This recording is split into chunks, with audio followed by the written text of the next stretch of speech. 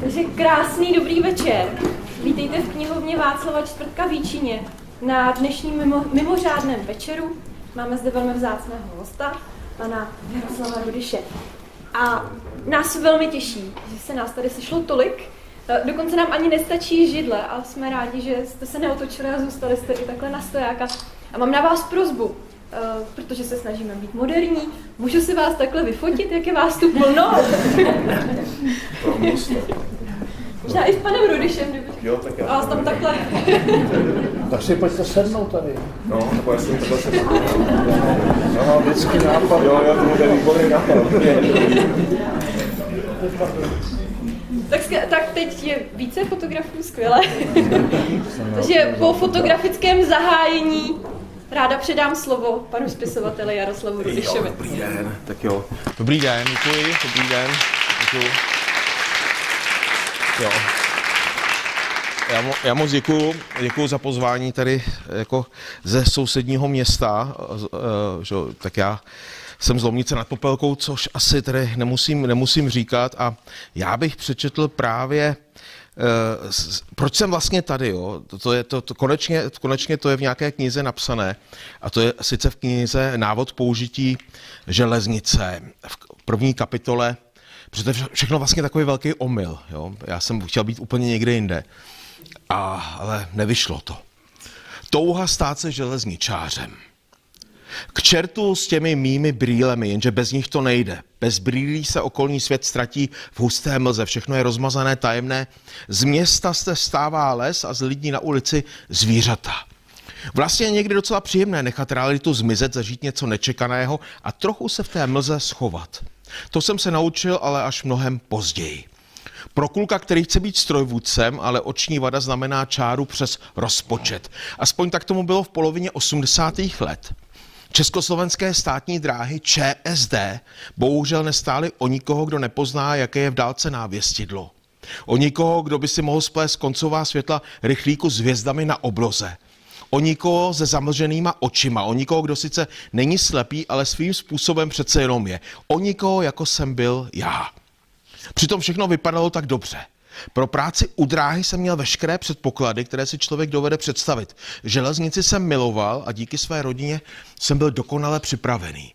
A do dneška jsem pevně přesvědčený, že by ze mě byl dobrý a loajální železničář, který by celý život hrdě nosil modrou uniformu. Strojvůdce jako můj bratranec, výpravčí a přednosta stanice jako strýc, nebo výhybkář a topič jako dědeček, melancholický Alois, ano ten Alois Nebel, který uměl nazpaměť staré jízdní řády. Hlavně můj strýc Miroslav a dědeček Alois byli na své povolání hrdí. V železničářské uniformě se ženili a v železničářské uniformě byli také pohřbeni. Ale to mi brýle upřeli hezkou nádražáckou svatbu a ještě mnohem hezčí nádražácký funus, při kterém se pro útěchu recitují jízdní řády, jak mi vyprávěl strýc. Ale ty moje brýle. Pro ČSD byl člověk slepý a ještě k tomu, aby si teďka lámal hlavu s tím, co si obleče na svůj pohřeb. Protože mu ve skříni nevisí ta krásná uniforma, kalhoty, sako, kabát a placatá čepice. Všechno v té sytě tmavé modré barvě. Můj strýc vypadal v uniformě jako námořník s čepicí a nárameníky, skoro jako kapitán nebo major.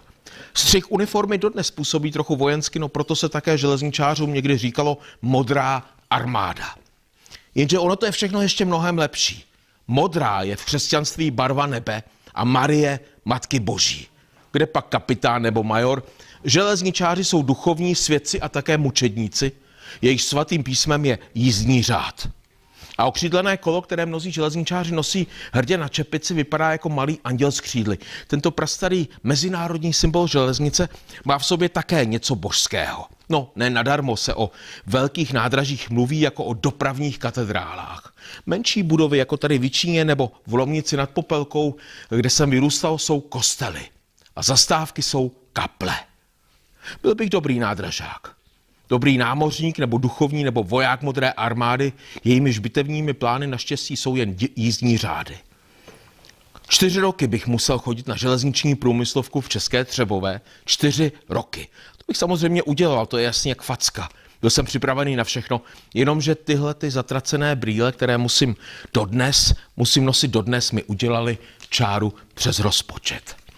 Tak se to stalo, tak jsem prostě musel na gymnázium do Turnova a pak jsem studoval germanistiku a historii ale ta železnice mě nějak nepustila, ty vlaky. Taky jsem dneska přijel vlakem ze Žďáru nad Sázavou přes Kolín a Nymburk, krásná cesta, lokál, kam ještě jsem si to zvolil, abych nejel rychlíkem ze Žďáru do Kolína, tak jsem jel osobními vlaky, že to trvá díl. Je to hrozně hezká, přestupuje se ještě v Havlíčkově Brodě, a když se vám to poštěstí přestoupit v Havlíčkově Brodě, že jo, když jedete do Jičína. Takže jsem to takhle udělal a takhle vypadá v Lomnické nádraží, pokud se tam ještě nikdy nebyli. Jo, stojí za návštěvu samozřejmě. To nádraží nás spojuje ještě s mým dlouholetým kamarádem Petrem Píchou, který také chodí tady do jičínské sauny. A jeho maminka prodávala jízdenky na nádraží a my jsme tam k ní chodili psát úkoly a koukali jsme na ty vlaky a nějak ta železnice prostě nás oba fascinovala, mě teda víc než Petra. A vlastně to nějak jsem si uvědomoval, že ta železnice pro takový městečko jako je Lomnice, když v roce 1906 tam ty koleje natáhly, teďka se přiznám, že nevím, kdy to bylo do Jičína, kdy je natáhli, ale taky bylo to asi o něco dříve, tak to pro to městečko byla obrovská revoluce, jo, srovnatelná možná se založením pivovaru nebo zavedením internetu nebo s nástupem umělé inteligence, o které jste tady dneska měli v knihovně přednášku. A jak říkal jeden můj kamarád ze sauny nejmenovaný, to bude taky jednou pěkný průser. No právě, a tady se zaspalo, v Lomnici ne, a 1906 se otevřela ta trať na Starou Paku a všechno se změnilo v tom městečku. A najednou se dalo dojet z Lomnice až do Terstu a do Hamburku a do Vídně a do Prahy a doteďka to je možné. Já jsem třeba podnikl jednu z těch železničních cest, nebo často z Lomnice vyjíždím na tu tráť, do Vídně jezdím celkem běžně, Lomnice nad Popelkou, Vídeň, to je vlastně opravdu, člověk tam je, myslím, za 5 hodin, ani ne. Do Terstu, když vezmete první vlak v 5, tak jste tam v 8 večer u moře. Všechno to jde, a když to někomu v Lomnici v hospodě na Zimáku, takzvaným, na Zimáku, to je taková hospoda tam u kina, vyprávím, tak mi to nikdo nechce věřit, jako jo, a když jim to ukážu v té aplikaci, že to prostě možný je, tak stejně řeknu, proč já bych vlastně někam jezdil, že to tady je na Zimáku nejlepší, že jo. Ale což je do jisté míry pravda. No a já jsem prostě po Vinterbergově poslední cestě, což je kniha, ke který se dostanu, ze který jsem tady bohužel nestihl číst, jo. Hrozně jsem chtěl stále o to číst tady z knihy tady v Jičíně, protože to není náhoda, že tam je asi 5,5 stránky, co se odehrávají tady v Jičíně. A vím dokonce, že jsou čtenáři té knihy z Německa, který kvůli tomu Vinterbergovi jeli do Jičína, protože chtěli vidět, já se k tomu pak dostanu. Ale prostě po něm jsem dostal nabídku napsat něco ještě o vlacích a já jsem říkal, a tohle už je železniční román, ta Vinterbergova poslední cesta, celý se to odehrává ve vlaku a pak jsem to nejdřív vlastně odmít. Pak ale za mnou přišel jeden čtenář v Drážďanech, který říkal, pane Luž, tohle už je skoro jako dokonalá železniční literatura, jo? Ziemlich perfektes, takřka dokonalá Eisenbahnbuch.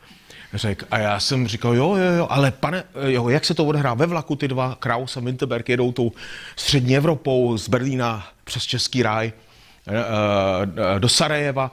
A nakonec jediný, ale mě tam něco chybělo, pane Rudič mi říkal, popisy lokomotiv. Nemohl byste příště napsat něco víc o lokomotivách? A já jsem říkal, Ježiši Kriste, o lokomotivách.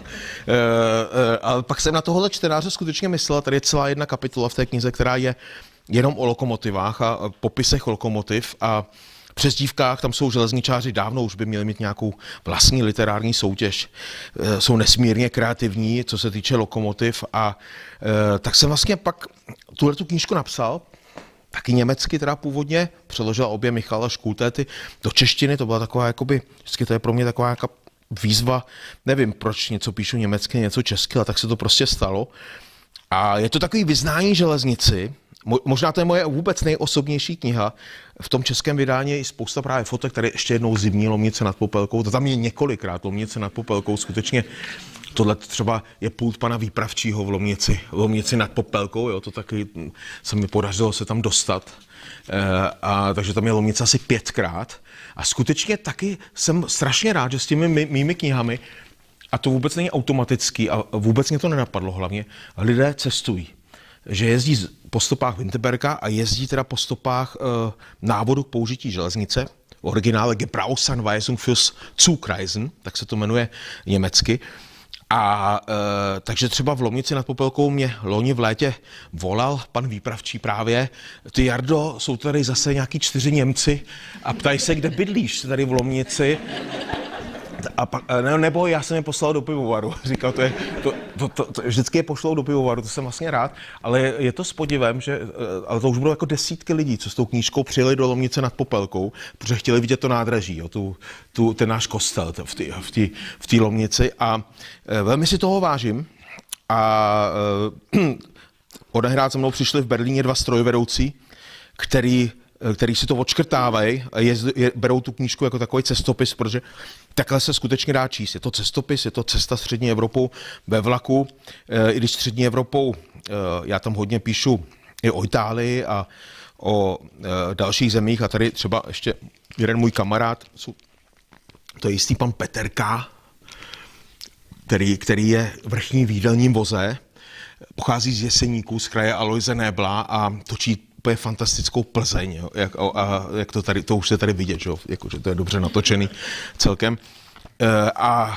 Vlastně to jsou všechno reální postavy, reální zážitky, i když je to literární, ale píšu tam o skutečných lidech a o železničářích a jsem strašně rád, že teďka se mi opakovaně stalo, že mě nějaký železničář oslovil.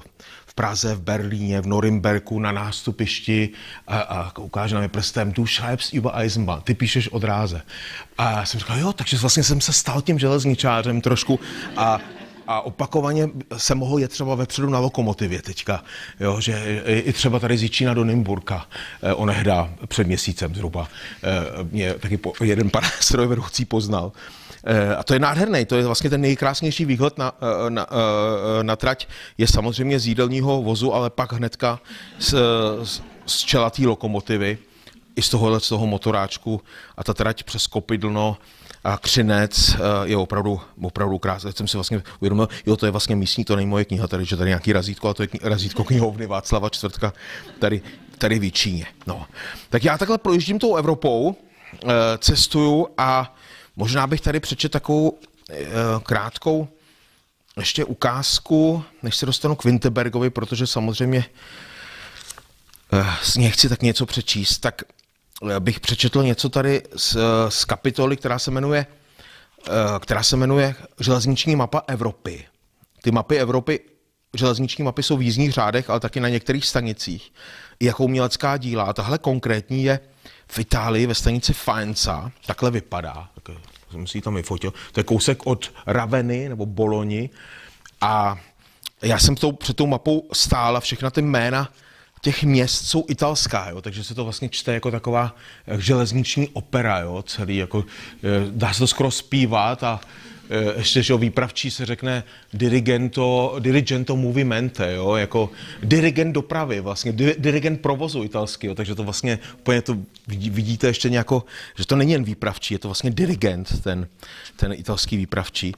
Takže jsem tam stál a přemýšlel nad mýma cestama vlakem po Evropě a tady je jedna taková scéna, která se odehrává, začíná v Maďarsku vlastně a dotýká se toho motoráčku z Lomnice nad Popelkou, jo, tady toho skleníku takzvanýho, protože v létě v tom je vedro a v zimě zima, nebo bývalo, teďka už to trošku zateplili. A tak bych tu krátkou scénu přečet, jenom ji musím teďka najít. Nejsem si jistý, jestli v té knize píšu o Jičíně, ale to nevadí. Počkejte, tady to mám, tady to někde bude, už to je Řím, to je Vídeň, Švýcarsko, tady železniční mapa Evropy. Ano, Rovaniemi, Finsko, tak, Itálie, tady. Dívám se ve Faence v Itálii na železniční mapu Evropy a vidím tratě, které jsem projel se svým kamarádem Zoltánem v Maďarsku. Vedlejší tratě na sever od Budapešti. Ráj takzvaných skleníků, starých československých motorových vozů. Jimž se tu prostě říká BCMOT. BCMOT, tak se totiž jmenuje i maďarská řada. Často jsme byli ve vlaku úplně sami, protože vlaky musí po starých kolejích jezdit velice pomalu.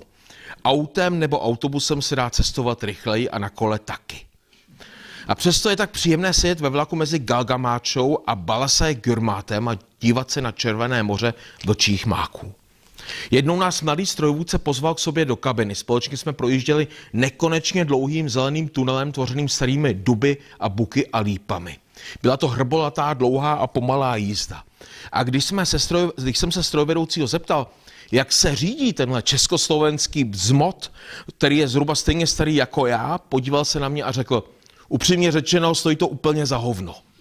A pak se srdečně rozesmál a v tu chvíli motorák, ten starý československý motorák klopítnul o další starou kolejnici nebo výhybku a vyskočil do vzduchu, do výše, jako by se chtěl od té malebné, leč rozbité trati konečně osvobodit a odletět.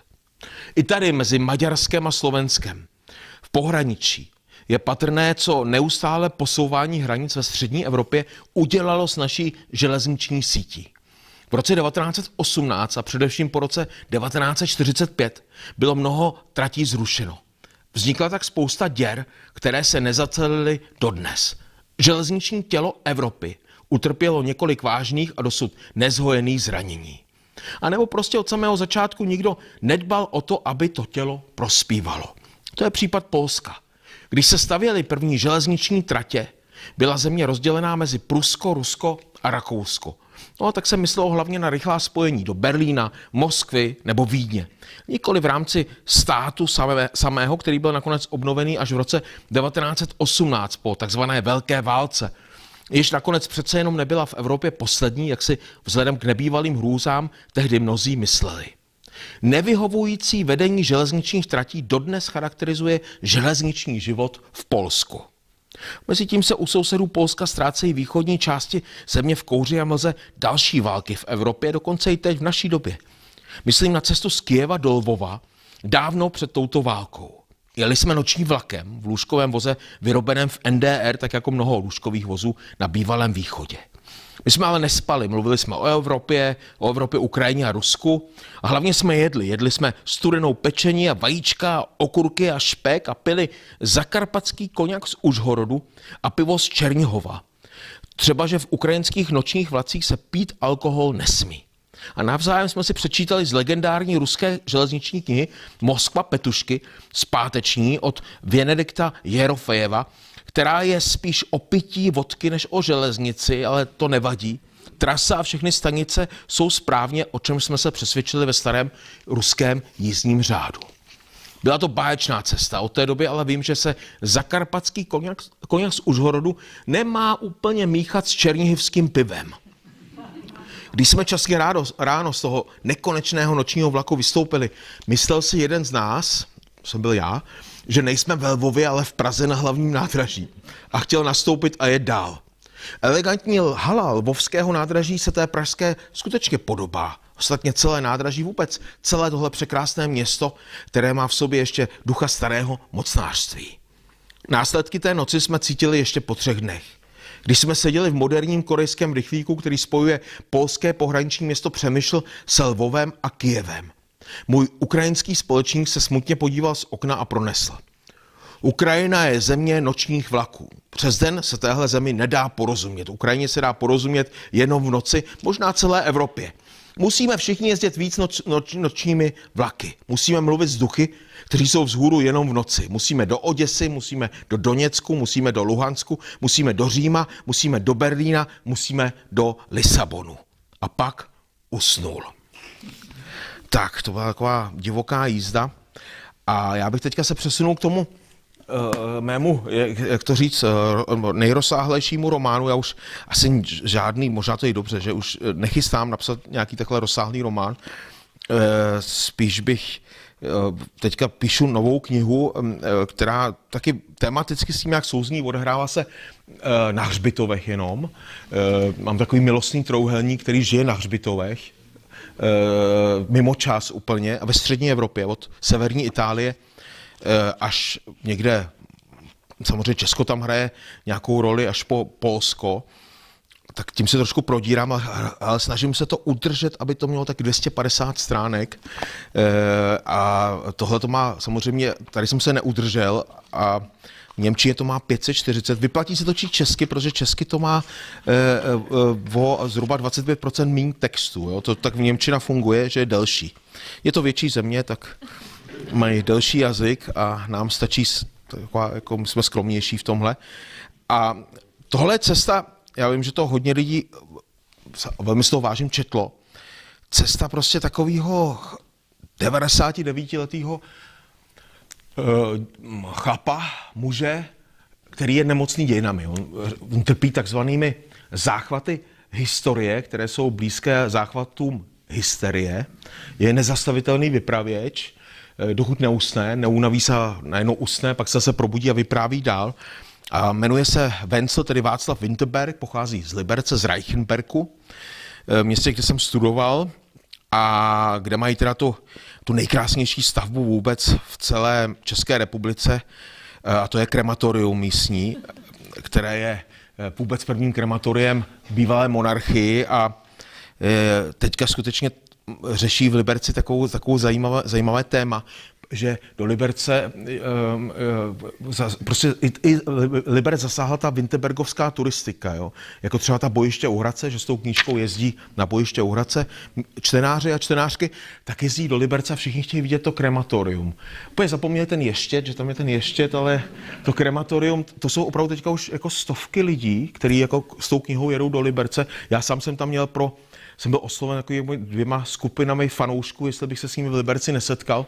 A neprovedli je po Winterbergovi a měli jsme 2 čtení před krematoriem a doufám, že to město napadne Liberec, že bychom udělali někdy čtení přímo v tom krematoriu, to by jako byl můj sen. A to je překrásná stavba architekta Rudolfa Bicana, který stavěl hodně v Drážďanech, v Lipsku, je jeden z spoluautorů pro nás železniční lidi, jak si říkáme, ikonické železniční stavby, to je největší hlavové nádraží na světě, koncové lipské hlavní nádraží Leipzig-Hauptbahnhof, tak jeden ze 3 architektů je právě náš vlastně rodák, protože Liberec je tady za rohem. A je to teďka památkově chráněné, já jsem tam měl krásnou prohlídku, vlastně 2 takové prohlídky všech prostor a setkal jsem se s takovým vrchním spalovačem mrtvol v Liberci a ten mi napovídal neuvěřitelných ještě historik a už tu knihu měl skoro napsanou. A pak jsme byli na té prohlídce a já jsem se myslím, pan Pospíšil, že se jmenuje, a pan Pospíšil, já jsem se ptal, pane Pospíšil, a jak to teda nakonec bude dlouho trvat? A on se také chytil za břicho, mě takové jako větší pivní břicho, než mám já trochu, a říkal, kousek jako já, pane Rudiš, 2 hodinky a vy budete o 4 hodiny dřív. A mě to vlastně strašně jako uklidnilo, ta promluva. A on pak dodal, no to dělá to pivo, pivaři to nejsou hezký mrtvoly. A já jsem to řekl, to není možný, to je věta jako blázen, jo, pivaři. Tak jsem to přeložil do němčiny, Bierleichen sind keine schönen Leichen. A vlastně jsem tu knihu ještě celou přepsal a tomu Winterbergovi dal do úst takovouhle jako hlášku, kde on tohle vlastně furt říká, jako kuřáci nejsou hezké mrtvoly a vinaři nejsou hezké mrtvoly a to bylo pro paní Škultéty velmi těžké to přeložit. A je to, a vlastně ta kniha je velmi jako hudební. Já doufám, že se nám podaří, tak trošku jsme teďka v jednání předběžným, jako s divadlem v Hradci Králové, že by ji uvedli, jo, jako já myslím, že jinde, buď to v Liberci nebo v Hradci by se ta kniha měla uvíct, protože ta bitva u Hradce Králové, která procházela samozřejmě Jičínem, je tady klíčová. Winterberg o ní lecos ví. Jičín byl tou válkou 1866 taky nakonec postižený a Winterberg má, že na začátku románu stojí tahleta věta, bitva, die Schlacht bei Königgrätz geht durch mein Herz v originále. Mým srdcem prochází bitva u Hradce Králové a toho samozřejmě přivedla i sem do Jičína, protože tahleta bitva, to bych mohl mít dlouhou přednášku, že ho změnila vůbec dějiny střední Evropy. Tu knihu čtou jako historici, no, měl jsem pár setkání jako s historiky v Rakousku, v Německu a jeden profesor historie z univerzity ve Frankfurtu nad Mohanem jel se svými studenty na bojiště u Hradce Králové a četli tam z téhleté knihy. Je to všechno tak jako na hraně určitého šílenství, co se s tou knihou děje. Mě to vlastně jako vlastně těší, protože ty dějiny a to minulé, předminulé století, nakonec i ta dnešní současnost, nelze to jinak nazvat než jako šílenství. No. A toho Vinterberga a jeho, a teď jsme už v Číně, ten Vinterberg chce vykonat poslední cestu střední Evropou, těmi dějinami, rozloučit se s ní a najít prostě ještě stopy svý takový dávný lásky z té Lenky z Reichenbergu, z Liberce, liberecké židovky, která zmizela v tom šíleném století. A není na té cestě sám, doprovází ho chlapík, který se jmenuje Jan Kraus, který jehož profesí je doprovázet umírající. A tady se teda něco nepovedlo, protože ten Vinterberg jako ožil, jo, a nechce umřít. A strhne toho Krause a jedou na tu cestu střední Evropou spolu. A Kraus samozřejmě není vůbec žádná náhoda, že se Kraus jmenuje Kraus. My jsme v Číně v rodném městě Karla Krause, slavného rakouského středoevropského spisovatele, novináře. Ve Vídni nebo v Rakousku je to běžná součást jakoby školní výuky na gymnáziích. Karel Kraus a všichni v Rakousku vědí, že se Karel Kraus narodil ve městě Jičín. A taky se mě na to hodně lidí ptá, na Jičín a Karla Krause, co hledají tam nějakou spojitost. Můj bratr bydlí tady v Jičíně na náměstí a koukám vlastně na ten jeho rodný dům, takhle přes to náměstí a to jméno, my to všichni víme, že to jméno je tady strašně rozšířený. I v Lomnici nebo vůbec v tom našem kraji příjmení Kraus je velmi rozšířený a nikdo vlastně nad tím moc jako nepřemýšlí, jsem na tom ani já nikdy nepřemýšlel, že to je vlastně německý slovo. A že to znamená v němčině, že se třeba dá říct jako Krauses Haar, jako takový rozvířený, chaotický, neučesaný vlasy, nebo že člověk může mít Krause Gedanken, jako zmatené myšlení, jo, jako chaotické myšlení. Dokonce ten Karel Kraus, který napsal zásadní drama o rozpadu monarchie, poslední nové lidstva. Já myslím, že to máte i tady v knihovně, protože můj kamarád Milan si to tady půjčil a četl to, Die letzten Tage der Menschheit. Tak to samozřejmě taky není náhoda, že ta knížka jmenuje Vinterbergova poslední cesta a poslední nové lidstva a že Kraus se jmenuje v mém románu Kraus. A jednou jsme byli v sauně tady s mými kamarády a bavili jsme se právě o Karlu Krausovi a posledních dnech lidstva. A někdo to zaslech a myslel si, že se bavím o jiným Karlu Krausovi, zedníkovi z jeho vesnice, tady někde u Jičína z Dřevěnice, nebo myslím, že to bylo. A to mě jako zaujalo, že tady Karel Kraus žije někde pořád kolem Lomnice a dokonce jsem pro jedné rakouské noviny napsal takový fejeton, který se odehrává v jičínské sauně a je o Karlu Krausovi z Jičínska. A samozřejmě, že jo, tak mě s Jičínem spojuje Vinterberg, ale samozřejmě i naše svatá sauna, teď už to můžu říkat, já jsem to dlouho neříkal, kde ta sauna je, ale ono se to nějak provalilo, ta sauna z mé knížky Český ráj, že to je tady ta jičínská sauna. A taky právě pár čtenářů to chtělo hrozně tu saunu poznat a vidět. Byli vlastně trošku jako zklamaný, že je taková normální, jo? Že to není ta jako něco, že ale dokonce mý dva čtenáři z Polska tam byli, jo? Který to četli tu knížku, tak jeli do Jičína a ubytovali se v tom hotelu a šli do jičínské sauny, protože chtěli zažít tu atmosféru a potkat tam ty hrdiny, který potkali. Dokonce jsem tam byl jedním strašně slavným německým novinářem z Frankfurter Allgemeine Zeitung, který taky hrozně tu saunu chtěl vidět a Jičín a naposledy s Davidem Vávrou. Ten taky si přečet Český ráj a cituje z toho takový ty hlášky, které v té knížce jsou velitelka a takhle my tady žijem a vlastně hrozně poctěn, že tam mohl být a podepsal se tam, a to doufám, že to v sauně jednou budu mít zaramované, protože podepsal se tam naprostě radost té sauny a to by tam vlastně někde měli vystavit jednou, no. No, z Českého ráje jsem tady četl, do sauny se chystám zítra a pozítří. Ne, už se strašně těším. Já měl strach, že když se to provalí, že tam už nebude hnutí a ono už také tam není hnutí a hlavně, že tam třeba nebudu moc chodit, že třeba někdo mi rozbije hubu za to, co jsem tam, to jsem opravdu řešil tady s mým kamarádem Milanem, jestli do té sauny ještě vůbec můžu přijít, protože samozřejmě spousta těch historik s tom Českým ráji je opravdu jako nasátek a já vlastně v tom pokračuju, já to píšu dál, když tam jdu, něco se tam nějaká historka uděje nebo dialog, takže já přemýšlím, že by třeba za 10 let mohl vydat takový jako Český ráj, tak České peklo, že by se to jmenovalo. Nějaká toto. A mimochodem, amatérští divadelníci v Turnově to chtějí uvést jako divadelní hru. Já jsem říkal, počkat, v Turnově to měli uvést ale jako v Jičíně, že jo, jako, když se to odehrává tady, ale no, to je ten věčný boj, kde je vlastně ten Český ráj, že? Jestli to centrum je Jičín nebo Turnov. My v Lomnici samozřejmě víme, že to je v Lomnici, že? To je jasný. To je jasný. No a ta cesta, já jsem o Jičínu napsal paradoxně v němčině, právě pro Frankfurter Allgemeine Zeitung, velký německý deník, několik textů, které se odehrávají, minimálně 3, které se odehrávají v Jičíně a které jsou spojený s hotelem Praha a s naší takovou sestavou, kam chodíme a tam je takový ikonický místo, takový oltář, tam je takový obraz dole, který je nakřivo, jo, a to je hrozně důležité, že je nakřivo, to je, jak se nám tam líbí a ten se objevuje i tady v té ukázce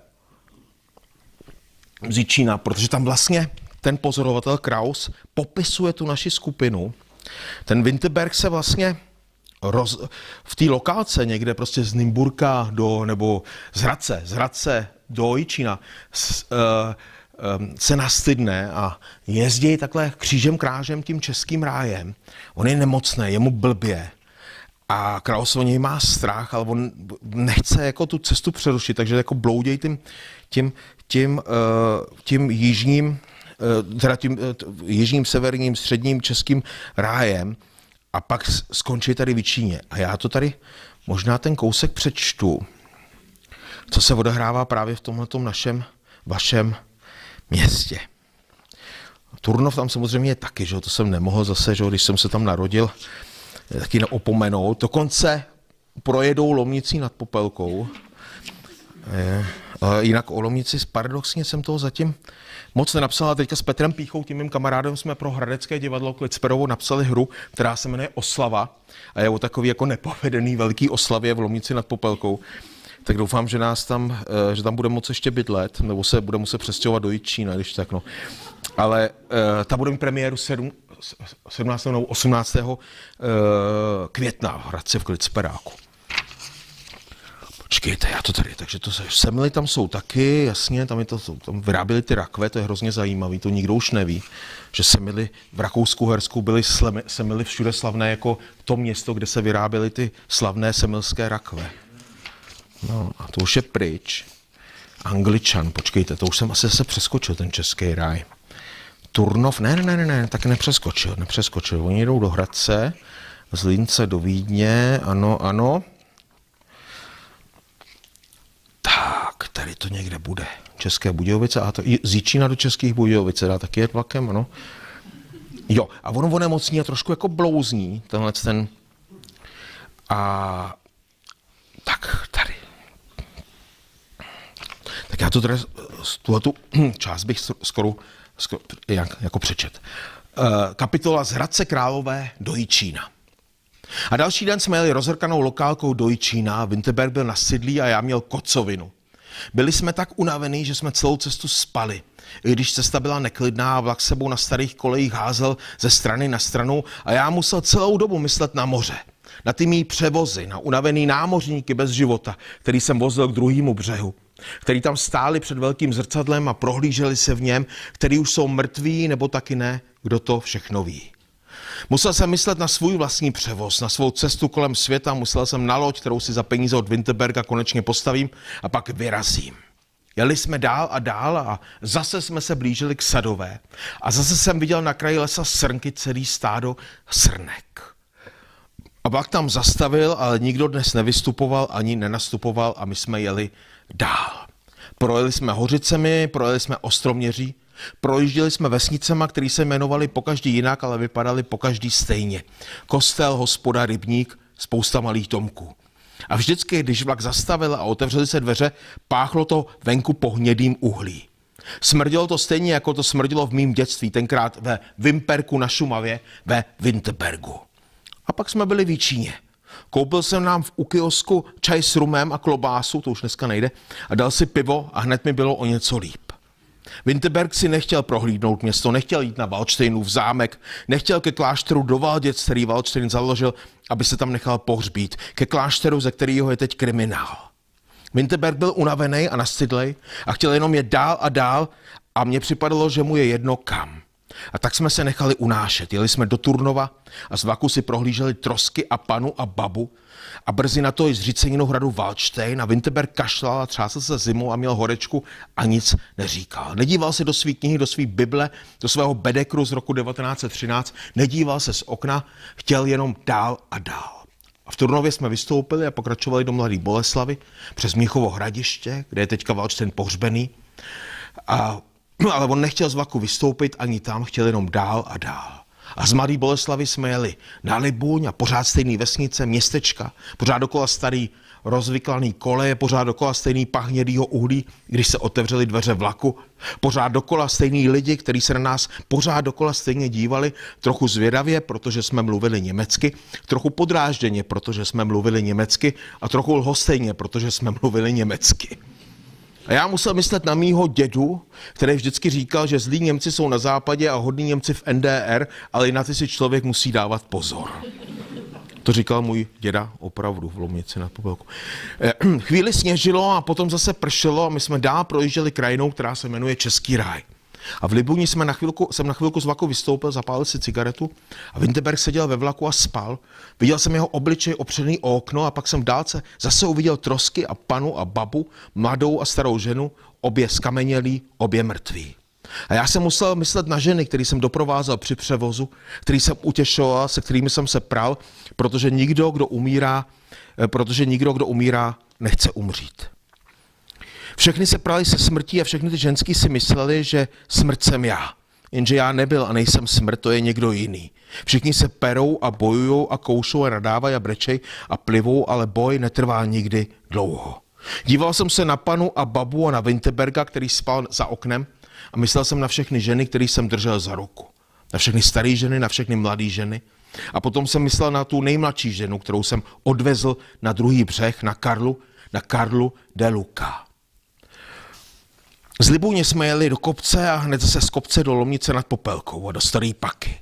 Sněžilo a byla zima a Winterberg kašlal, ale chtěl jet dál. Ze Staré Paky jsme jeli do Ostroměře, ale on chtěl jít pořád dál.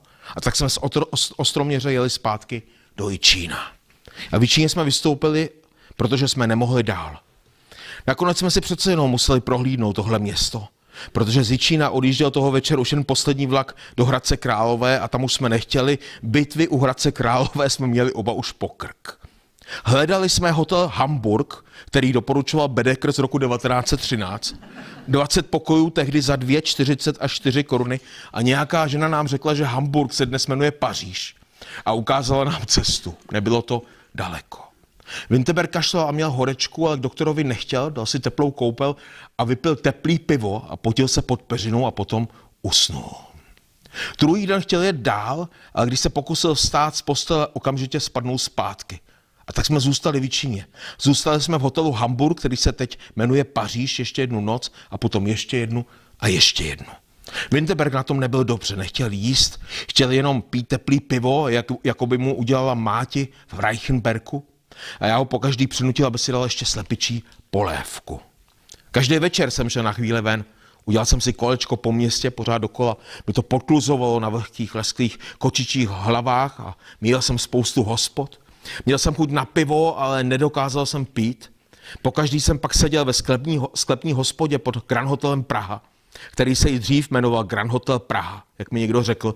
Nejspíš se vždycky bude jmenovat i za 100 let Grand Hotel Praha, protože Praha v Jičíně nikomu nevadila, Praha nebyla Hamburg. Seděl jsem u jednoduchého dřevěného stolu a pil jsem nealkoholický pivo A malej podsaditej číšník, který vypadal jako jitrnička, se mě zeptal, jestli jsem nemocnej nebo těhotnej nebo obojí, že nechci opravdický pivo a já jsem řekl, jo, jsem tak trochu těhotnej. Zasmál se a já se taky zasmál. A ten číšník řekl, že mě chápe, že on je taky tak trochu těhotnej, už 10 let nesmí pít.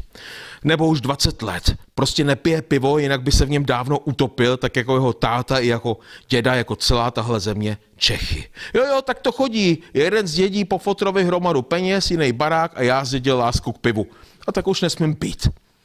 A tak jsem upíjel další nealkoholický pivo a objednal si bledýho utopence, který byl dobře naložený a příjemně kyselý. A musel jsem myslet na utopence, o kterých mi vyprávěl Winterberg, na utopence, který nejsou hezký mrtvoly. A každý večer jsem se díval na 4 muže, co seděli pod starým obrazem a pili pivo a hádali se o fotbale, o politice a o historii a pak se zase usmířili a pili pivo. A chodili spolu čůrat a pili další pivo a zase se hádali o fotbale a politice a historii a potom se zase usmířili. A já si všimnul, že obraz, který visí nad nima na stěně, zažloutlej obraz s kopcovitou krajinou a s dřevěným mostem a s povozem s bílou plachtou, že ten obraz na stěně nad nimi visí každý večer o kousek víc nakřivo. Jako by jim hrozil, že by se na ně mohl jednoho dne zřítit, pohltit je a vtáhnout je do malby. Každý večer jsem pil nealkoholický pivo v Grand Hotelu Praha a seděl jsem jenom pár metrů od hotelu Paříž, kde spal Winterberg a doufal jsem, že mu druhý den bude líp. Pil jsem nealkoholický pivo a hospodský řekl, že Paříž se nejmenovala jenom Hamburg, ale taky Stalingrad a pak Astra. Pil jsem další nealkoholický pivo a mučil se pohledem na muže pod obrazem, který pili opravdický pivo, protože nebyli těhotní jako já. A já jsem věděl úplně přesně, jak sametově chutná ta pivní pěna, věděl jsem úplně přesně, jak jemně chutná to jejich pivo, ale vydržel jsem to. Ale věděl jsem, že to nevydržím dlouho, zítra se opiju, zítra nebo nejpozději pozítří. A potom jsem zaplatil a šel jsem kolem hotelu Paříž starou kamennou bránou na náměstí.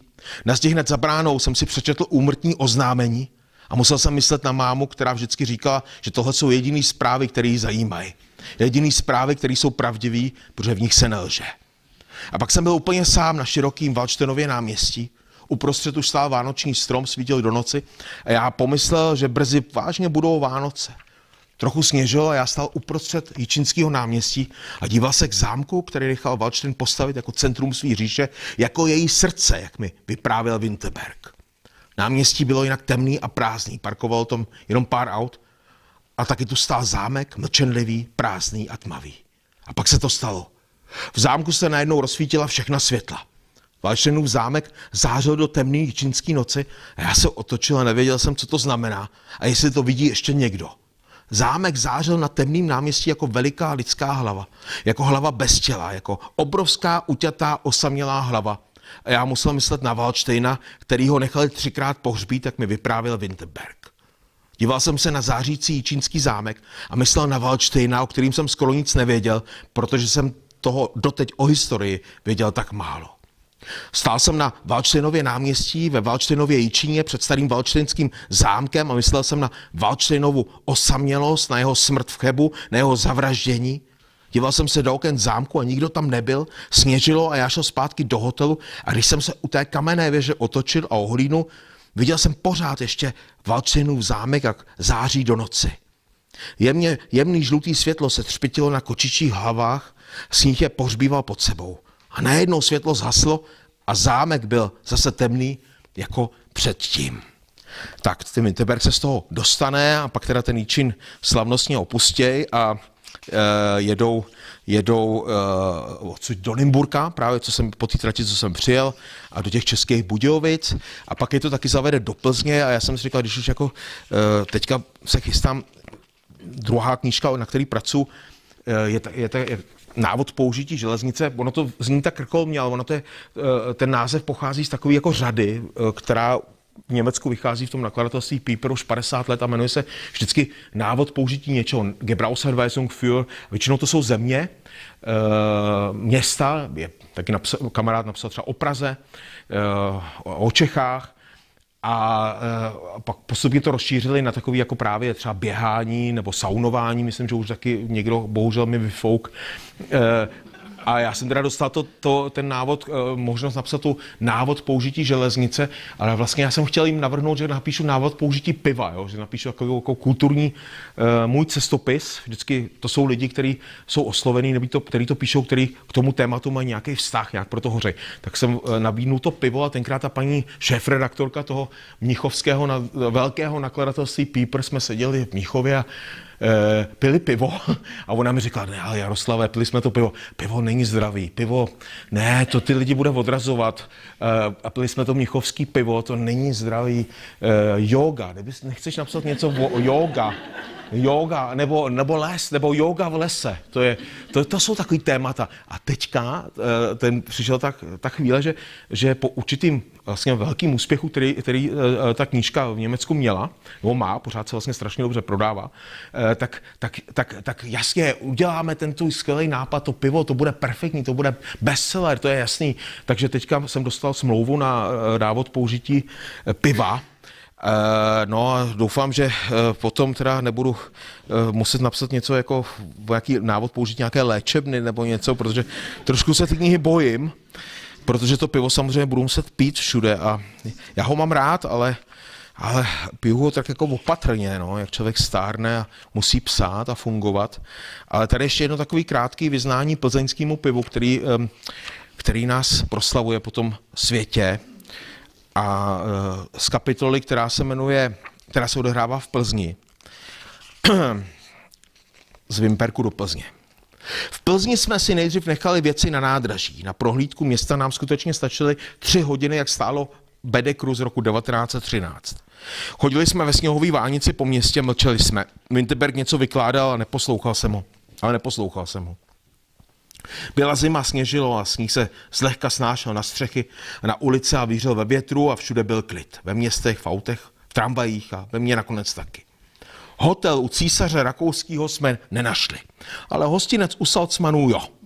Objednali jsme se vepřovou s knedlíkem a se zelím a pivo. A já pil pivo a Winterberg vyprávěl o knedlících, který vařila jeho máti. O ubrouskových knedlících, houskových knedlících, špekových knedlících, bramborových knedlících, karlovarských knedlících a taky o všech možných ovocných knedlících. Já pil další pivo a Winterberg vykládal svou teorii o knedlíkové střední Evropě, podle který knedlíky spojují všechny a všechno. Pil jsem další pivo a pěna chutnala tak smetanově a tak dobře, že Winterberg objednával už jenom plný sklenice pivní pěny. Pil jsem další pivo a musel jsem myslet na mýho tátu, který vždycky říkal, že muslim jednou za život musí vykonat pouť do Meky a Čech do Plzně. Pil jsem další pivo a myslel na tu strašnou válku. Na tu strašnou válku, kterou táta vždycky vedl v hospodě s ostatníma chlapama, na válku mezi Prazdrojem a Budvarem. Táta byl schopný se celý hodiny hádat s ostatníma chlapama o tom, který pivo je nejlepší na světě, Prazdroj nebo Budvar. Pil jsem další pivo a bylo mi líp. Tak takhle Winterberg trošku. A teďka letos vlastně, nebo loni, touhle dobou, nebo v únoru, vysílal Český rozhlas Winterberga jako takovou skvělou adaptaci 3hodinovou s Oldřichem Kaiserem jako Winterbergem. Bohužel to teďka už není k nalezení, jo, ale kdybyste to objevil, tak bych vám to hrozně doporučil. Je to vlastně strašně dobrý. Já jsem byl jako hrozně překvapený. Oldřich Kaiser jako takový velmi melancholický, vyšinutý Winterberg v těch vlacích v té střední Evropě. Teď dokonce vzniká seriál, že by měl být jako televizní seriál podle Winterbergovy Poslední cesty. Bohužel z toho vypadl Jičín, to jsem jako protestoval, ta zastávka v tom Jičíně, v tom hotelu Praha, já jsem říkal, to tam už nikdy nebudu moc přijít, jestli budete natáčet ten seriál. Jako německo-česká produkce, jsou teda úplně na začátku, teprve jako se začínají psát scénáře, 6dílný seriál by to měl být, ale já jsem na to zvědavý, jestli to vůbec jako půjde natočit v těch vlacích a jestli to nakonec neodpíská ta produkce, ale jsem zvědavý a vlastně vůbec netuším, kdo by měl Winterberga hrát, protože asi to bude německý herec, Krause by měl hrát český herec a je to většinově německá produkce. A já doufám, že ten Jičín, že jim to tam ještě jako vrátím, jo? Že to nejde, že ten Jičín se tam musí objevit.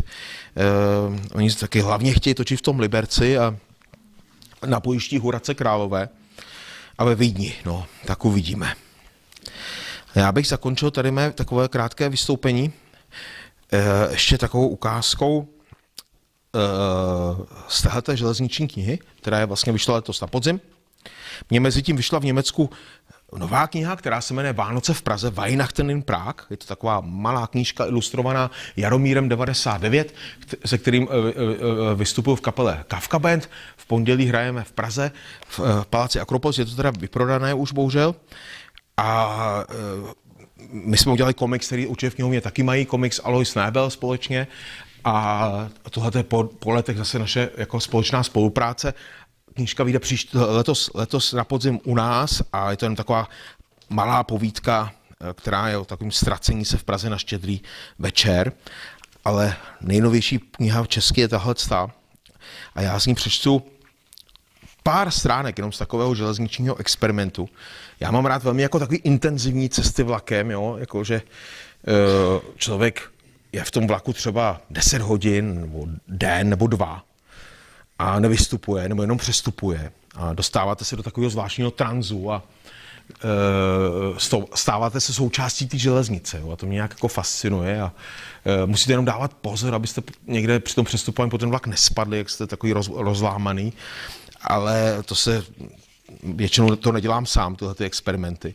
A já jsem skutečně byl se 2 mými kamarády z Drážďan, jsem absolvoval 40 hodin non-stop cestování německém ve vlaku, jo, po Německu. A právě v těch novinách, se kterými spolupracuju, v ty Frankfurter Allgemeine Zeitung, tak to vyšlo jako v jejich literární příloze, takový jako můj cestopis, můj deník, a ten četl německý prezident.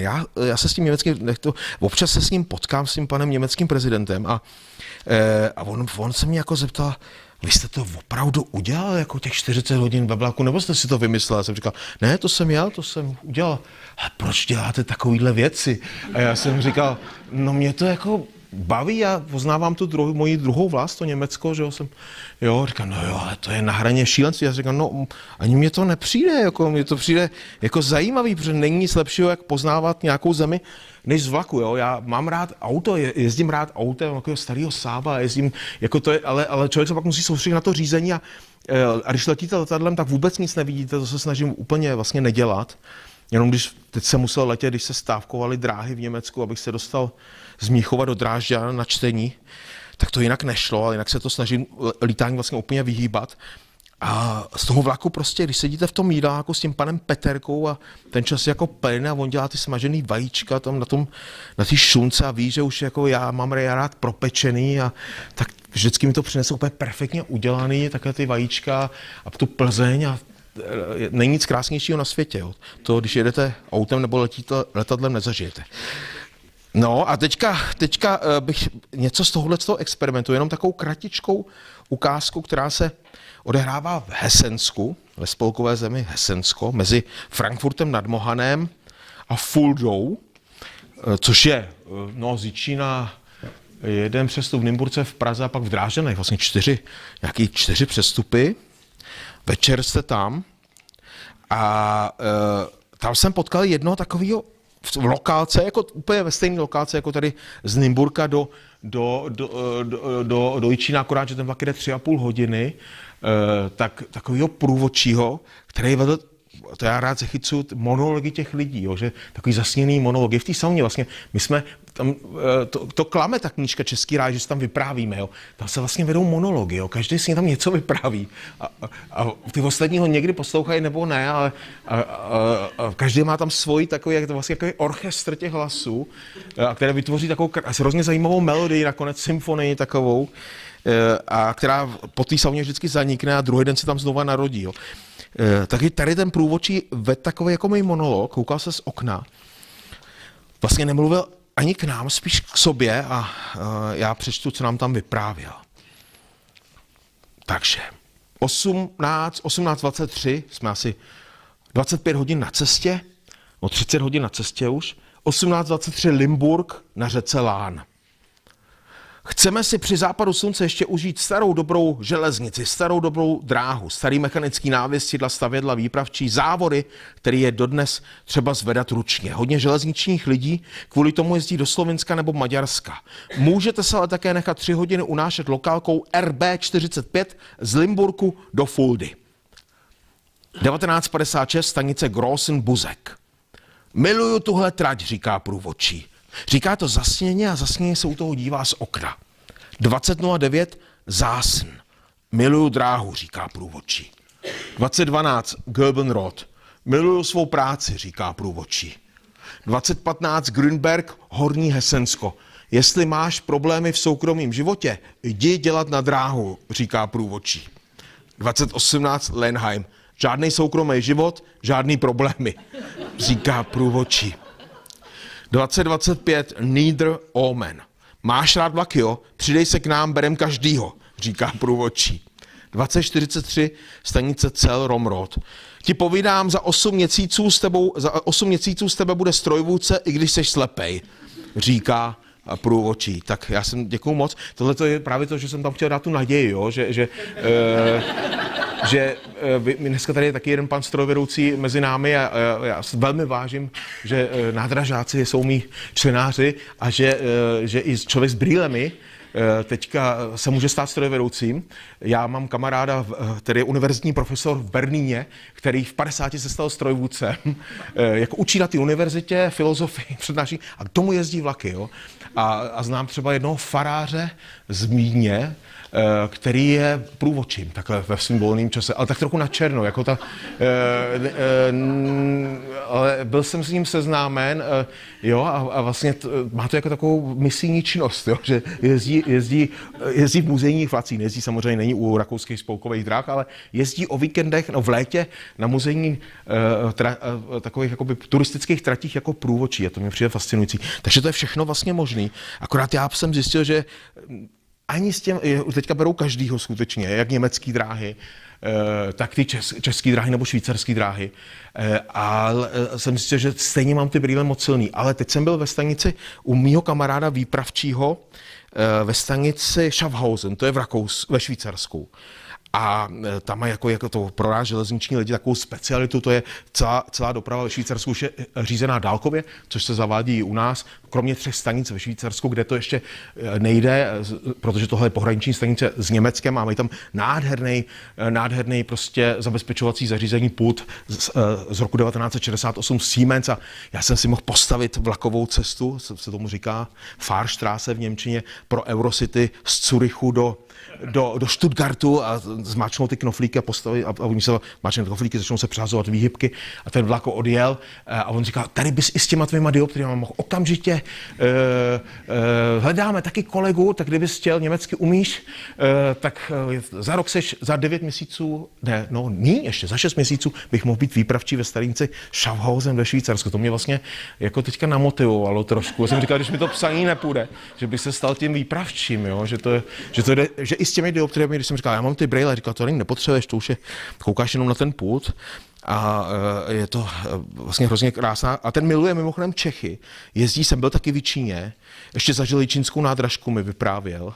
Jo, to je vlastně neuvěřitelné, že vám to někdo ve Švýcarsku vypráví, že zná nádražku v Číně. Jo. A v Lobnici, že byl v pivovaru a to mě vždycky vlastně strašně jako potěší, když to někdo jede do Jičína a odškrtával si nádražky, který zná v České republice a ví, že mizej, jako tady bohužel taky nám ta nádražka asi beznadějně zmizela. Tak já moc děkuju, že jste přišli. Za chvilku nám odjíždí vlak do Grand Hotelu Praha. A děkuju. Ale kdyby se chtěl samozřejmě někdo na něco zeptat, tak se ještě můžeme tady chvilku povídat. Třeba 5 minut. Ne, si mám legraci samozřejmě 10 minut, ale děkuju, že jste přišli. Vy máte tady nějaký dotaz? Za tyhle zásluhy dostal jste celosvětovou režijní jízdenku? To by bylo krásný. Já jsem skutečně dostal od Českých drah jízdenku, tu Inkartu 100, za propagaci železnice. Ani jsem nějak mě sami oslovili, ani nemusím nic dělat, jenom jezdit vlakem a já jinak cestuju vždycky jako mám samozřejmě v mobilu, mám tady u paní ředitelky v kanceláři, mám několik slevových kart pro jednotlivé železniční společnosti, německou, rakouskou, švýcarskou, a pak cestuju s Interrailem, to je taková mezinárodní jízdenka, ty další cesty, to se velmi rychle vyplatí, když cestujete, ale bylo by to, a to je vlastně taková mezinárodní jízdenka na celou Evropu, většinou si to koupím na nějakou delší dobu a naplánuju si nějaký cesty, rešeršní třeba, ale to si taky koupím, ano. Mohl bych se zeptat, když píšete německy, jestli vám to ti Němci komentují, jakože vlastně někdy něco řeknete jako spíš jako česky. Jako jsou germanizmy, takže vy tam zavážete Čechy. Určitě to tak je. A třeba to tam záměrně nechávám. Ve Winterbergovi to tak je, protože zase ten Winterberg je z Čech a třeba i ta česká nebo pražská němčina samozřejmě byla vždycky ovlivněná tou češtinou. Třeba němčina Franze Kafky, když ho čtete německy a zjistíte nějaký obraty nebo přirovnání, že jsou vlastně z češtiny, že to říká úplně stejně. A třeba vídeňská němčina má spoustu českých výrazů. Třeba slovo brambory se používá ve Vídni. Doteďka to už to zaniká, samozřejmě se říká, nebo jít za lepším. Za lepše říkají Vídeňáci taky a má to úplně ten stejný ten význam. A to jsou zajímavé věci, které to obohacují, si myslím, ale já jako hodně dlouho žiju mezi Berlínem a Lomnicí nad Popelkou, mezi Berlínem a Českým rájem. A mě to samozřejmě živí, to Německo. To jsem strašně rád, že tam mám hodně čtenářů a čtenářek teďka a že je to obrovská země a samozřejmě ty knížky se tam dobře prodávají, hrozně si toho vážím, ale vím, že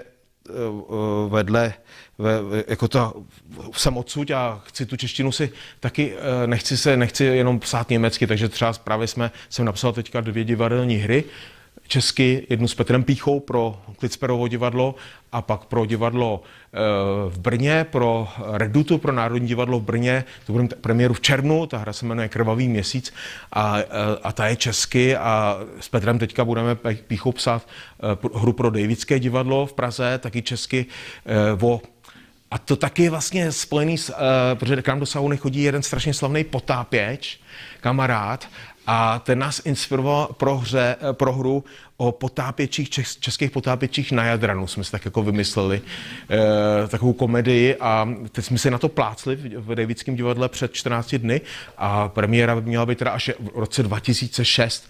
Ale tam byla vlastně taky taková jičínská stopa. Jo? Ten Jičín je vlastně inspirativní místo. Ta sauna tam člověk zažije, potká lidi, jako když se potřebuje něco dozvědět, nebo pro mě to hrozně inspirativní tam chodit. Ale přemýšlím v obou jazycích, píšu v obou jazycích tak nějak, ale zpátky k té vaší otázce, vím, že jsme to tam na schvál nechávali právě nějaký ty věci, aby to mělo takový zvláštní jakoby pocit, nebo aby tam bylo něco zvláštního, divného. Protože i tam samozřejmě Německo je obrovská, v Rakousku se mluví jinou němčinou, a ještě v různých částech vždycky se to trošku odlišuje, než třeba v Bavorsku, zase se mluví taky jinou němčinou než v severním Německu. Humor je v tom jazyce jiný v severním Německu a v jižním Německu a v Rakousku. Nejblíž náma samozřejmě jakoby významově ta rakouská němčina a potažmo teda ta pražská němčina. A tam vlastně všechna přirovnání třeba fungují úplně stejně. Jo. Takže to je vtipný porovnávat toho Kafku třeba německy a česky. Kafka nakonec psal německy, ale jeho druhým jazykem byla čeština, uměl velmi dobře česky. Nevím, jestli byl v Jičíně, ale v Turnově pobýval 3 týdny. Tam v zahrádkářství, teďka tam je takový to sportovní centrum pod gymnáziem, je tam ten Zimák, myslím. A tam bylo, já si to ještě pamatuju, když jsem studoval na Gimplu, chodil na Gimplu do Turnova, tak tam bylo veliký zahradnictví a on tam 3 týdny pobýval na takzvaném ozdravném pobytu. Tam plel a sbíral mrkve, takže tím se Turnov může trošku chlubit, ale třeba najdeme i tady v Jičíně. Můžeme, jako rozhodně tady byl, a to málo kdo ví, jako my máme toho třeba Aloise Jiráska jako spisovatele, takového toho 19. století slavného. A Němci mají Theodora Fontáneho, jo? To je jako ikonický spisovatel, školní četba. A ten byl v Jičíně, byl dokonce asi 3 hodiny v Lomnici nad Popelkou na náměstí. To nikdo podle mě neví. Ani náš muzejník, který ví úplně všechno, musím mu to říct, protože on o tom píše, právě taky to souvisí s tou válkou 1866.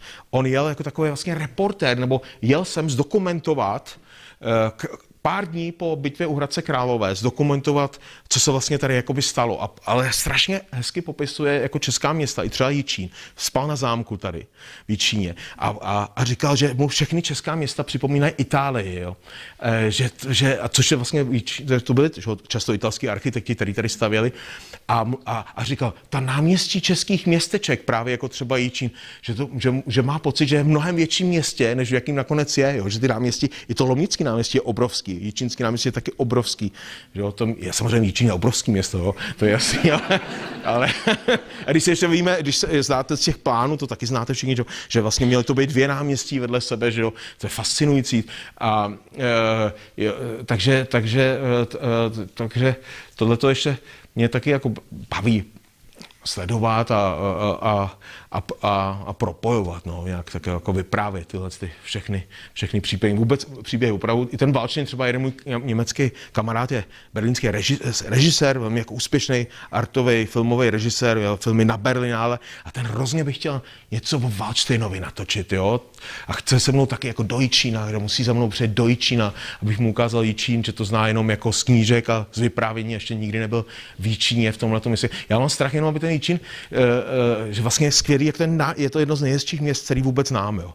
A vlastně opravdu taková malá Itálie tady. Ty podloubí, když pak jste v severní Itálii, v Bologni, no, v těch městech, tak najednou se tam to všechno propojí, jo. Takže to vlastně je opravdu, ty barvy jsou podobné a ty komítek, které tady u nás jsou.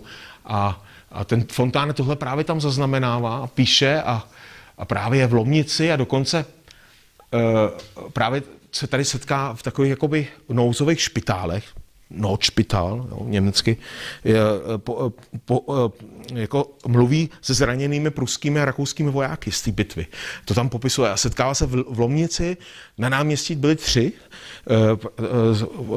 který tam vozili zraněný od Libuně, protože v Libuni, vůbec Libuň byla celá vesnice byla jeden velký špitál pruský, ale nějaký odvezli až do Lomnice a na našem hřbitově nevím, jestli tam je tam 10, 20 pohřbených, možná dokonce 30, jsou tam také sepsaný Němců, jako Prušáků, Rakušáků a i italských Rakušáků, kteří tam jsou pohřbený. A on tam popisuje, jak se setká s umírajícím pruským vojákem někde od Magdeburku, který tam je u nás pohřbený na hřbitově. A to jsou vlastně jako to jsou doteky jako historii, když to čtete, jak s ním ještě mluví a za chvíli na to ten voják umírá.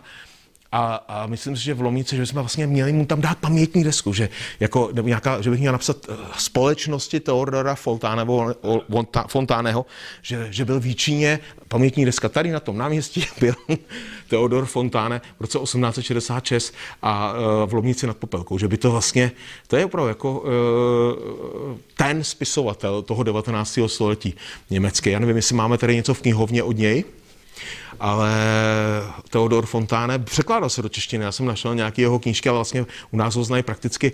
Hodně se překládal za první republiky taky. Ještě, ale myslím, že ho znají spíš jako germanisti, než jako širší veřejnost, na rozdíl od toho Německa. Narodil se ve městě Neuruppin, to je, mimochodem, tam se vyráběly hasicí přístroje, a vyrábějí se do teďka v Neuruppinu, a to je paradoxně město, které je spojen partnerským městem Nymburka. Já tam budu mít v září, oni to vědí, ty propojenosti. Několikrát jsem to v Neuruppinu četl, to je asi 50 km od Berlína, nádherný prostě takový město pruský. A budou tam mít vlastně, chtějí tam mít jako, že nymburský pivovar, hrozně chtěli by, aby nějaký hospodě točili nymburský pivo, jo, a chtějí tam, abych jako udělal něco, četl o pivu a Hrabalovi a byla by ochutnávka nymburského piva. Proč to vypráví? No, že on je tam ten Teodor Fontáne, ale v Nymburce nebyl. To víme, že nebyl. Byl v Jičíně, v Lomnici, v Hradci Králové, no, a v Liberci a v Praze a v Děčíně. No. A v Libuni. V Libuni byl taky. Tam by taky měli mít cedulku.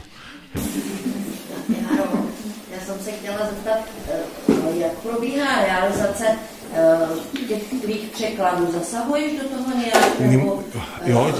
Já děkuju vlastně. Jo, je to složitá samozřejmě disciplína, ale Michala Škultet je skvělá překladatelka z němčiny. Jedna z našich nejlepších překladatelek. A my máme s ní trošku takovou dohodu s nakladatelem, že do toho lehoučce můžeme zasáhnout, i když to je samozřejmě tvůrčí dílo, že to je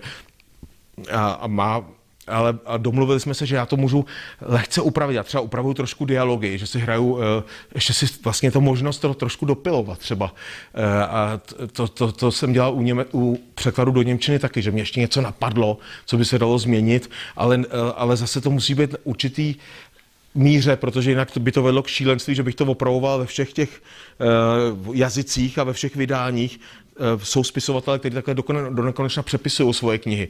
A to jsem jako nechtěl, ale skutečně to revidujeme a třeba se mnou konzultovala, jsme hledali trochu společně, nebo ona pak našla třeba, jak přeložit správně to německé slovo pro krematorium, který Winterberg používá. Zastaralý výraz Feuerhalle, die Feuerhalle, čili plamenná síň, ohňová síň, jo.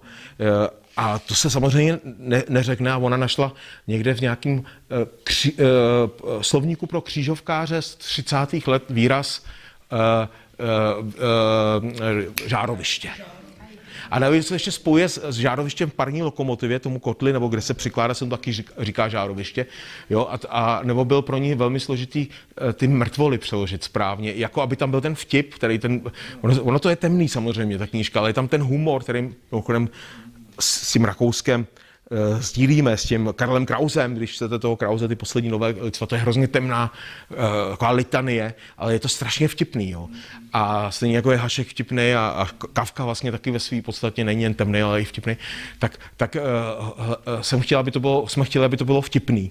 Ale nemohla si hrát s tou němčinou, jako si s češtinou, jako já si hraju v té němčině, že můžete vytvářet takzvaná kompozita, jo? Že můžete vytvářet nekonečně dlouhá slova. Takže já když řeknu Bierleichen sind keine schönen Leichen, čili pivaři nejsou hezký mrtvoly, jako ona to musela přeložit, tak tam není samozřejmě tenhle force to Leichen, že se to dá skoro zpívat. Bierleichen sind keine schönen Leichen. Schnapsleichen sind keine schönen Leichen.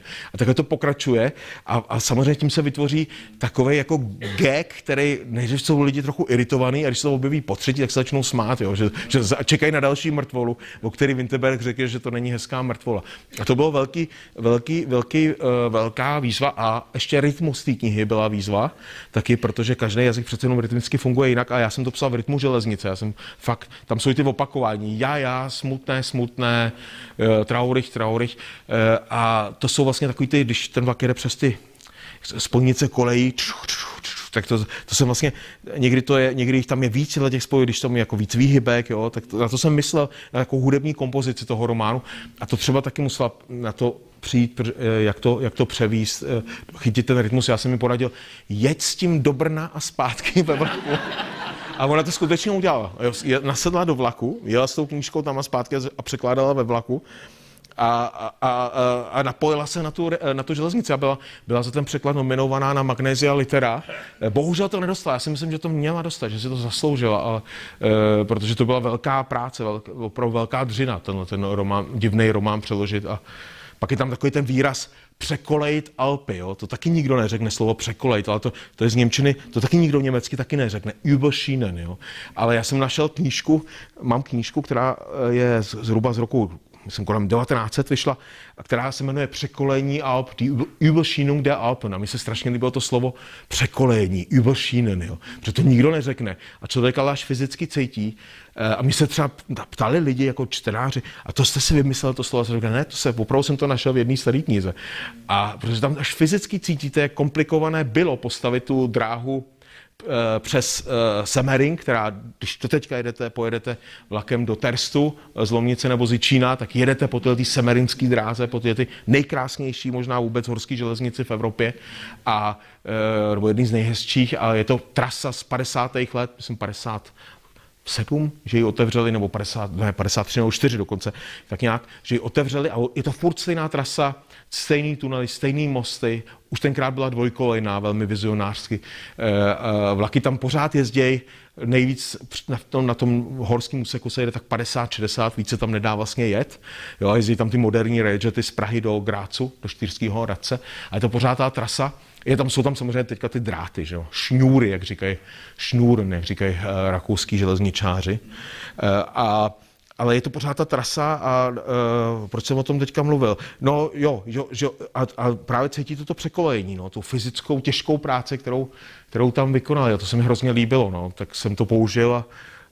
Ale zajímavé, že i v překladu do angličtiny, teďka to vyjde na jaře anglicky v Londýně, Winterberg, a do polštiny nebo do dánštiny, tak všichni ty překladatelé museli jako komplikovaně hledat ty výrazy pro to krematorium, překolení a ty mrtvoly. Jim dali všem jako zabrat těm překladatelům i mý skvělý kanadský překladatelce, která má hezký jméno Best, jo, Chris Best, se jmenuje jako nejlepší, ona je fakt fenomenální mladá 30letá holka, která taky už byla v Číně. Je původem z Toronto, z Kanady a úplně se zamilovala do dějin střední Evropy, žije v Berlíně, ale naučila se trochu česky, neuvěřitelný. A už byla v Číně, takže hnedka věděla Winterberg, všechno vlastně jsem jí nemusel nic vysvětlovat, což někdy těch otázek od těch překladatelů jako strašně moc, protože všechno chtějí vědět, všechno si musí prověřit, všechno musí fungovat, ale Kanaďanka to... Tady ještě miluje ten hokej, že jo, Jaromír Jágr, to prostě ještě dal ten fenomén velký. No, možná mě tady v létě navštíví v Českém ráji. No. Ještě se někdo chtěl na něco? Můžu se zeptat? Určitě. Jaký byly vaše literární začátky, nebo kdy vás to začalo bavit? Mě to začalo bavit na základní škole v Lomnici nad Popelkou, to si s ním pamatuju. Bavili psát ty slohy, takový ty slohy. No. To mě, a na gymnáziu to pak jako pokračovalo, že mě vlastně bavili to psaní, no, ale teď jsem se bavil, byl jsem s paní mojí češtinářkou, paní Čapkovou v Lomnici nad Popelkou. No ale že by to bylo nějaký jako vynik, to mě stejně mě to překvapilo.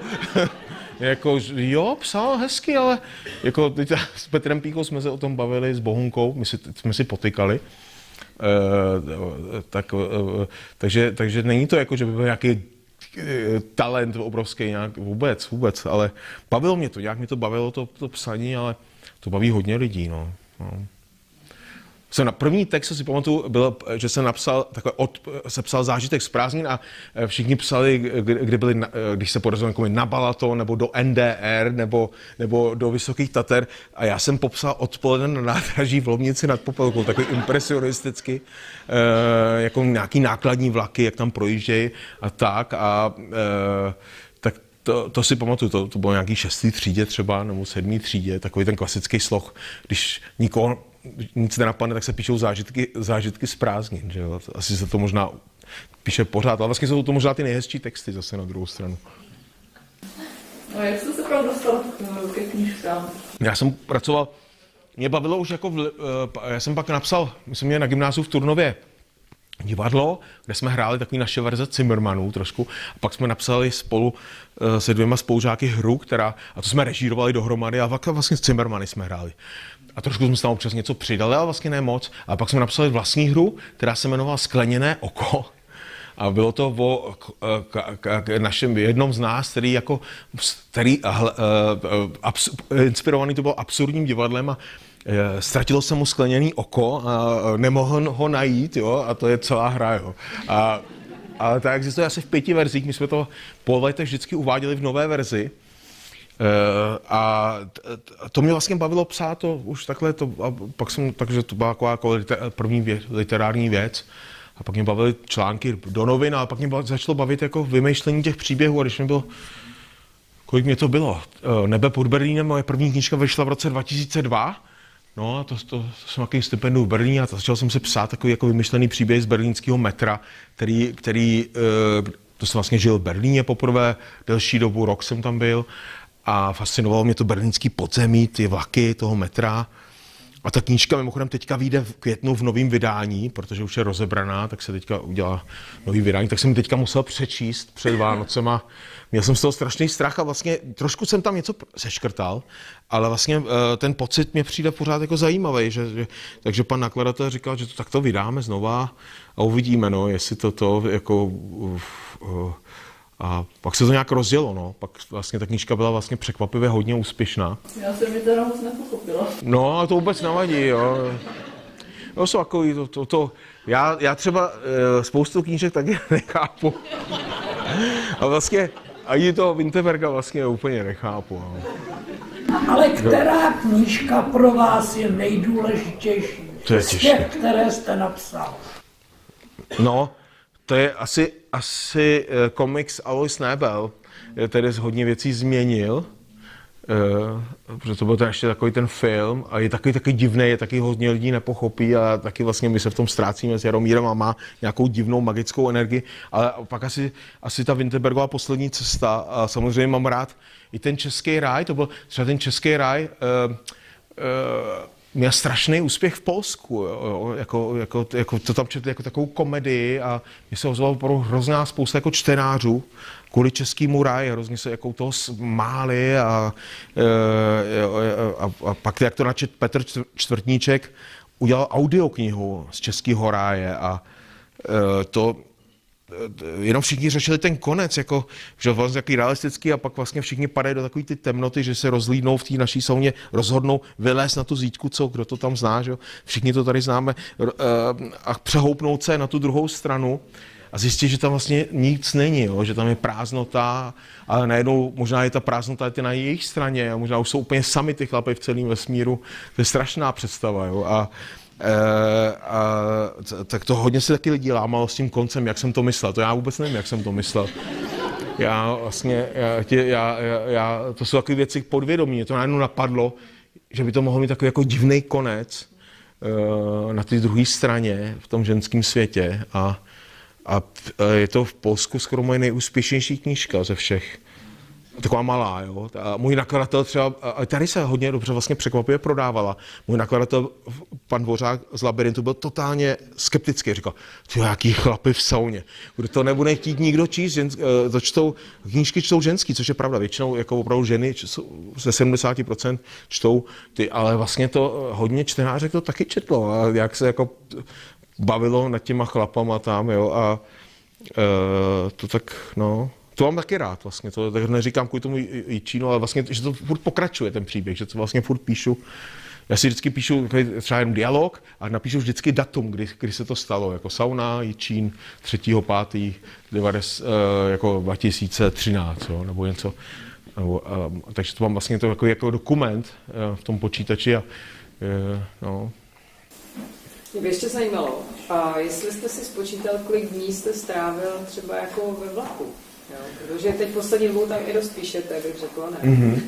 No, jako mě to samozřejmě vozí na ty čtení a já jsem měl loňský rok opravdu asi nejvíc čtení, nebo poslední roky, po tom Vinterbergovi se to hodně, pak přišel ten covid, ten to zastavil, ale já jsem třeba s Vinterbergem měl možná 100 čtení po Německu, jo, v Rakousku a ve Švýcarsku, a to všechno, to se nedá jezdit autem, když jedu třeba na čtení do Žitavy z Lomnice, tak jsem měl autem třeba, jo, ale jako jet někde do Kolína nad Rýnem z Berlína, to bych tam přijel a vlastně bych byl úplně vyřízený, takže ten vlak je skvělý, takže to jsou vždycky vlastně, když je také série někam na čtení, tak to je minimálně 2 dny, protože jedete, Německo je velká země, vždycky tam musíte přespat,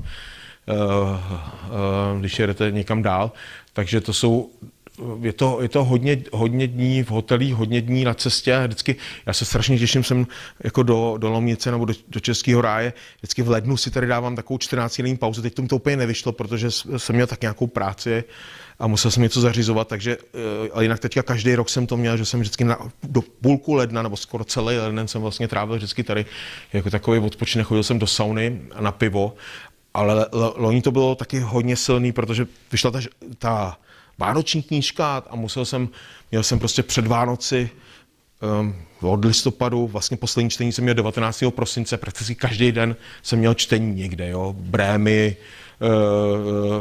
Mnichov, Drážďany, Lipsko a zase někde Stuttgart a vlastně mě to živí, ty čtení, to jako většinou autorů, protože dostanete slušný honorář, přijde hodně lidí často, to je skvělý samozřejmě, prodávají se tam knížky a šíří se to takhle dál, ale vlakem najedu si myslím ročně takových třeba hrubě jsem si tak jako počítal, jenom po tom Německu, že to jsou veliké vzdálenosti, tak nejčastější tratě samozřejmě Praha-Berlín. Praha-Berlín a pak právě třeba jedu sem vlakem dál, nebo autem do Žitavy, tam nechám a jedu a vlastně se ho tam takhle vyzvednu, ale tak to jsou možná takové třeba 70 000 kilometrů ve vlaku ročně, ale tam vlastně jsem poměrně jako mezi těmi takzvanými Eisenbahnmenschen, jak si říkáme, železniční lidé, že pro nás ta železnice je víc než jen dopravní prostředek, tam jsem poměrně jako takový průměrný až podprůměrný, protože mám kamaráda ve Vídni, který taky byl v Jíčíně, protože byl na všech českých nádražích, prostě si odškrtává projetý tratě.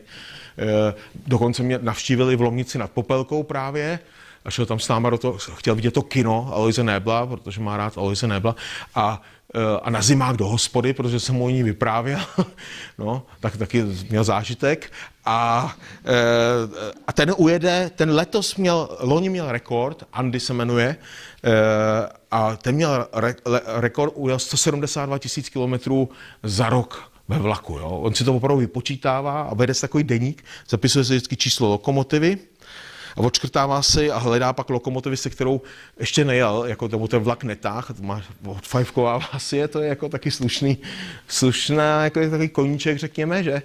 A ten ujede 172 000 kilometrů, což je opravdu, neznám nikoho, který toho ujede tolik a a pak mám ještě jednoho známého, který je notář, dokonce notář Karla Schwarzenberga, našeho knížete zesnulého, a ten je ve Vídni a ten třeba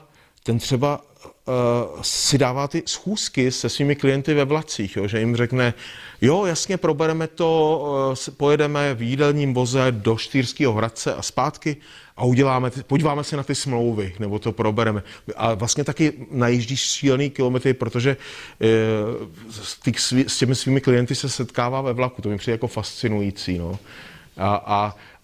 A protože je svojí duší železničář jako já, tak všichni železničáři, když třeba dojde k takovým těm tragédiím jako rozchod, rozvod, úmrtí, jo, tak všichni železničáři u něj mají 50% slevu. To mi přijde vlastně až jako dojemný, že se na ně můžou obrátit a říkat, no tady tomu jsem rozvod řešil, tomu průvodčímu. A že jim to dává jako, protože že mají slevu na železnici, tak u něj mají taky slevu, jako u notáře ve Vídni. To mi přijde úplně jako. A ten je právě vyprávěl o tom faráři zase, jo, železničním, to je prostě, jo, že to je všechno propojené. A ten taky hodně jezdí, no. Já znám hodně lidí, co pracují ve vlacích, co opravdu jako, že člověk potkává třeba, že už jste se viděli v nějakým jídelním voze, který v Německu můžete si koupit tu roční jízdenku a můžete cestovat celý rok vlastně ve vlacích, jo, to je paráda vlastně. Mě ještě zajímalo, já nechci zdržovat, jo, ale ještě mě zajímalo nějaký nejhorší zážitek z vlaku. Nejhorší zážitek? No nejhorší, mě vlastně nic nejhoršího nepřijde, jo. Mně přijde jako když něco vypadne, ale mě třeba nevadí ty zpoždění, jo, nebo že to jede pomalu relativně u nás. Mně to přijde hezký, já si tam vlastně ten čas užiju, ten čas vlastně, jo, takže jako nejhorší je, když vypadne, třeba se těší člověk na jídelní vůz, na pana Peterku, přijde v Praze na hlavní nádraží, poslední Eurocity do Berlína odjíždí 16:28, nebo teď jsem měl prvním Eurocity do Prahy, jsem musel před Vánoci, 7:16 hlavního nádraží. A přijdu tam a jídelní vůz tam není. A mi se úplně zhroutil svět, protože jsem říkal, jsem se těšil na ta smažená vajíčka, propečenou šunku, a vlastně tam 4 hodiny pak sedíte a není tam ten jídel, co se může stát, jo, z nějakého technického problému, něco tam nefunguje, tak se vyřadí. Jo. A to je teda tragédie. A to mimochodem, ale on je tak vyhlášený ten jídelní vůz, ten český jídelní vůz, i v Německu, tak strašně populární, že lidi s ním cíleně jezdí, jo, jakože, i když jede ten vlak do Hamburgu třeba pomalejc než ten ICE, to je takový ten německý rychlovlak bílej, Intercity Express, tak ten jede o 30 minut rychleji, ale on třeba kamarád, který je manažer Deutsche Bahn, jo, a ten jezdí za maminkou z Mnichova do Hamburku a vždycky přesedá z toho, mohl by jet přímo bez přestupu, ale vždycky přesedá na ten český vlak, ať jde na ten řízek a na to pivo. A tam tak hodně se o tom vlaku psalo i v médiích německých a v televizi. I pan Peterka byl tam několikrát už v televizi a on je prostě skvělý vypravěč, skvělý člověk. a miluje tu svoji práci. Jo. Ale když pak ten jídla tam není, tak je to velký zklamání. Jo. Protože třeba německý jídelní vůz v tom Intercity Express, tam se jdete najíst, protože máte hlad a musíte si tam dát. Ale tady se jdete najíst, protože se tam těšíte na tu Svíčkovou a na tu Plzeň a je to zážitek. Bohužel nám jako mizej ty jídelní vozy. Jo. I ty české dráhy teďka objednali na to rameno Praha-Hamburg nový vlaky, které jsou jako super moderní, to bez všeho, ale tam bude už takový jako bistro jenom, nebude už tam ten jídelák, bude tam méně míst a přijdeme o to, tak ještě si to poslední tak 2-3 roky to bude jezdit a pak už tam to bude trošku jiný, no, bohužel. Ale ten vlak zase tam bude pořád a bude delší, on je někdy strašně narvaný v létě, ty turisti, no, celý svět, jak říká pan Peterka. To byste měli poslat někdy na přednášku o jídelních vozech, to je. Tak tohle to jste vy na cestě? Jo, to jsem já do Harchova, jim asi 14 let a tady je ještě fotka na začátku, to je z rodinného archivu, to fotil můj otec. A tady to jsem já, zhruba 4letý, s panem Rajmem, to je pan Topič tady. Rajm z Ústí u Staré Paky, to je na trati do Staré Paky. To byl kamarád mýho tatínka a tak jsem jako mohl s ním jezdit na tady ty lokomotivě 434, takzvaným čtyřkoláku, která už pamatuje monarchii mimochodem a jezdila do 70. let tady v Československu a jezdila po všech tratích rakouské monarchie, ale... Podepíšete nám knížku? To je jasná věc, podepíšu, to je jasné. Tak to jsem já, no. Plánujete nějakou budoucnost s EKG? S tím naším literárním večírkem. No, to jsme dělali takový literární večírek divadla Archa, 17 let s Igorem Malijevským, mým skvělým kamarádem, ale neplánujeme, no. My jsme, jako se to završilo a plánujeme naše nějaké občas společné čtení, ale jako ten večírek se tak nějak završil, no. Ty naše večírky. Škoda. Taky se občas myslím, ale už jsme neměli tu energii, no, po té době.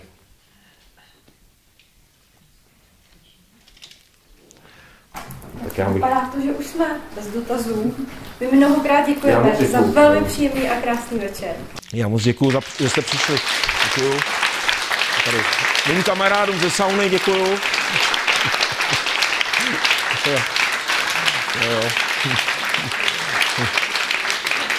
Děkuju. Děkuju za pozvání. Díky. Jo, díky moc. Děkuji.